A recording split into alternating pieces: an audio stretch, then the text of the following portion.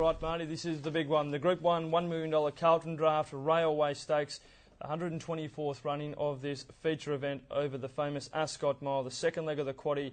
4 replays to have a look at. Let's get through the replays and talk about the race. This is Famous Roman winning the Group 2 Lastia Stakes last start, defeating Tarzi. Also Grand Nirvana and Megatic are in the minor placings. Getting off the fence is Megatic, but Idyllic Prince, Grand Nirvana, stride for stride from For Your Eyes Only, Tarzi. And here comes Famous Roman, 2 down the outside, For Your Eyes Only, Idyllic Prince, Tarzi, Famous Roman. Here's a finish in the Lastia. They hit the line, Famous Roman. Well, what sort of a win was that, Matt? I remember watching it over in Melbourne and thought, wow, that looked a good win. And then when you pull it apart, the sectionals of the race, they ran a 124 and change. He was back in the field, got home in 33.44, and it was just a super win. That followed his win in the Northerly. We commented after his 2 trials that we thought Jimmy Taylor had him absolutely firing, this horse, and his last 2 wins have been super. You would think from that race, Famous Roman's got them covered. Yeah, I think so, yeah. I certainly agree. His work on Tuesday was good also. He was first on the track, Breakfast with the Stars. I thought it was some of the better work of the morning, without a doubt. Grand Nirvana, I actually liked in the Lastia. Now, they were a bit unlucky. He was thrust into the role of pacemaker on a day when the leaders weren't winning, and that's not his go. I think from barrier 1 and at the weights, Grand Nirvana is certainly going to go into my quartet thoughts, not in the first 2 boxes, but I think Grand Nirvana's in this race. It's interesting to note, Matt, that Megatic, Famous Roman, Grand Nirvana and Tarzi are all lining up for their 3rd railway stakes. Yep. Go back on perthracing.com and pull those runs apart and you have a look at them. And then you have a look at the weights where they're at. And in my mind, the one that's got the most improvement in him is Famous Roman, because he's gone to a new trainer. So that gives you an indication that there's a reason why his form has improved. What about For Your Eyes Only? She was 3rd in that race. Yeah. She's drawn barrier 14. She drops down in the weights to 1600, I suppose. Maybe the little concern there, Marty. Little concern. I think the concern for me is from that race. I can't see from the race how she can turn it around on the horses that beat her home in it. Yep. And also where she could be. I'm not so sure she won't get into a good posse. Right. I think if they're aggressive and ride her out, she could get into a nice trailing spot, 3 wide with cover. Right. Maybe gets in, into the 2 wide line, but I just think everything has to go right for her in this race for her to win. Okay, let's have a look at Colour Correct. This is the early favourite. He's winning the Ascot Gold Cup. He was simply dominant when defeating his rivals. Colour Correct pulling out now. Zar Evans over on the inside. He goes to work on Mighty Rosser, but Colour Correct has quickly swamped him. And Colour Correct storms up, grabs Mighty Rosser, pulls away. Then Star Risker battling on, but the favourite drawing clear. And the Pontiff gives Colour Correct an easy run to the line. He wins it a length. Absolute super run in the Ascot Gold Cup. I thought Colour Correct couldn't have worked out any better for him in the run. Harvey, since he's become associated with this 6-year-old, has really turned him on. His win, I liked his win in the Asian Bow. That's one of the more trustworthy form lines, I reckon, going into this race. He beat God Has Spoken that day, meets God Has Spoken better at the weights here. God Has Spoken since gone on and won the Peters, another reliable form guide. All the form stacking up around Colour Correct. And then at this stage, without the race being run, I think it was a master stroke of Ross and Clint Price to go to the 18 of the Gold Cup. They can just sit back now, and that's what he's done. Waiting in the beach, making sure his legs, he obviously must jar up a little bit, this horse, according to Ross, so his legs must all be good. And his work on Tuesday at Bunbury, the reports that come through was super. So it does look a good race for Colour Correct. Certainly does. Paul Harvey will ride the horse half a kilo over at 53. Good indication, Paul getting down to that lightweight also. Let's have a look at the RJ Peters. This is God Has Spoken. Also in the race we get Impressive Journey, Ranger in second, who's still yet to gain a start, and Clueless Angel, who's gained a start following the scratching of Mekong Ness. 2 lengths Elmer had, then came Morant trying to thread his way through, winding up. God Has Spoken. He's starting to charge at them, and so's Ranger down the outside. God Has Spoken grabbed Impressive Journey. Ranger running on, but God Has Spoken hits the lead. Ranger diving at him, but he misses, and God Has Spoken wins the piece. Okay, let's pull them apart, Matty. I thought God Has Spoken was terrific. It was a day last Saturday that suited his style of racing, didn't it? It was a run-on day where you needed a little bit of cover, and it was a super ride. He had to be pushed. He looked like he was left a little, in a little dead spot there for a while. Picked himself up, got going again. I still think Ranger was desperately unlucky. Yeah. But looking at the conditions of this race, where Ranger's drawn out there, if he does get a run, you need a lot of luck to turn it around on God Has Spoken, I think, in this race. I think the mare's in a bit of trouble, Clueless Angel.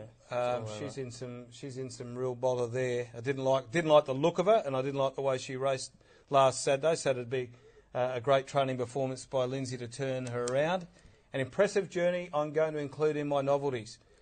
What about the no lead last start? No one was aware of that. Is this fine? Allowed to do that these days? What's that? Didn't lead? Well, she's led pretty much every start her whole career. Well, and last start they take a sit. Yeah, I thought though. Early doors, they were going to get involved in a scrap, and they just said, no, we'll sit back. And she really travelled. And my belief, and I agree with what Darren McAuliffe has said, she probably just blew up, 100 metres out. Mm-hmm. Again, aggressive out of the barriers. She could find the breeze. She could lead. There's 3 options with her. She could lead, she could find the breeze, or she could be, 3 wide with a bit of cover. So I think on a day where you need to be forward, she's got to be included in your novelty somewhere along the line. All right, well, here's last year's winner. This is Sniper's Bullet at the track on Tuesday morning. I thought it was an explosive piece of work. Ryan Martin was aboard, who is a heavyweight rider. Look, he was pulling very fiercely, but once he let the horse down, I thought it was a pretty good effort attacking the line. Yep. And had a chat to Tracy Bartley about it, and I said, probably want to go a bit quicker earlier, and he said, yeah, in reflection, I should have instructed Ryan to let her go a little earlier. Yep. Let him go a little earlier, I should say. When he did produce him, boy, didn't he just drop a gear and explode.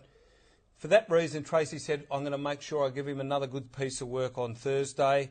Reports there from Dave at the track was very, very good. Now, Snipers in the last 2 railway stakes has landed in the breeze. Last year from barrier 12. Probably comes in from, well, it'll probably stay out there in 15 or might come into 14. Who cares? If he finds a breeze, he's in everything. Yeah. Snipers. If he finds a breeze, there is a big chance he could get caught 3 wide. Yep. Okay, and I'm sure, there'll be no favours because all those boys out there know how good he is and how he can dominate a race from the breeze. So if Nash from out there can get him across, I don't like horses too highly weighted, but he does hold the weight carrying record of 56.5. This horse, Sniper's Bullet, and he's only up 1.5 kilos if you break it down that way. So I've got no doubt in my mind he's going as good as he was last year. I think this is a stronger field, and he's up 1.5 kilos drawn wide. Eastern Status? Yeah, Patnack horses. Black Piranha. First off, Black Piranha, 58.5. I know Con Caracatanis is absolutely wrapped with the way he's going. 3 starts at a mile yet to run a place. Barrier 12, 58.5. I can't have him. Okay. His work wasn't great on Tuesday, but Con did say post his work that's the horse is not a great track worker. Yep. In the Emirates, he was probably ridden a little upside down, wasn't beaten all that far.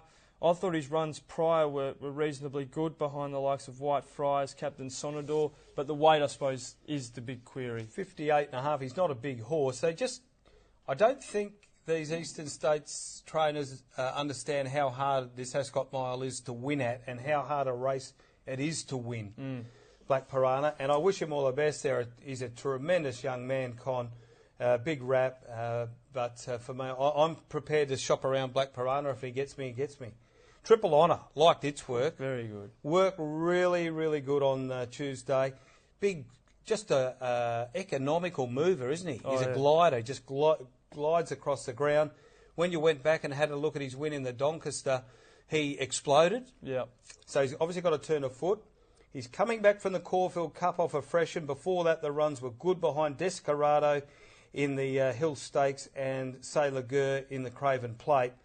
I'm definitely going to include this bloke with Damien Oliver up in my novelties. All right, and the two Patnack horses, Gathering underwent a vet's inspection on Thursday morning, passed in flying colours. Trusting is the real smoky. Not that he's any great odds, the second favourite. I think they've both settled in really well, and the team at Patnack are very impressed with the way they're going. Been very impressed with the team at Patnack too. Yeah. Kate and Ryan have been wonderful and putting every 100% effort into these horses. Their work I didn't like. No? Off the bat I didn't like either. I didn't like Trusting's work, and Gathering was just better than Trusting. They tell me that's how they work, these horses. Trusting's a bull and he doesn't concentrate, and Gathering had the shadow roll on, and all of a sudden there's a vet's inspection. They're both drawn beautifully. Trusting's had a power of work in the lead-up. He went 3 weeks in a row leading into the Emirates off a Cox Plate and McKinnon.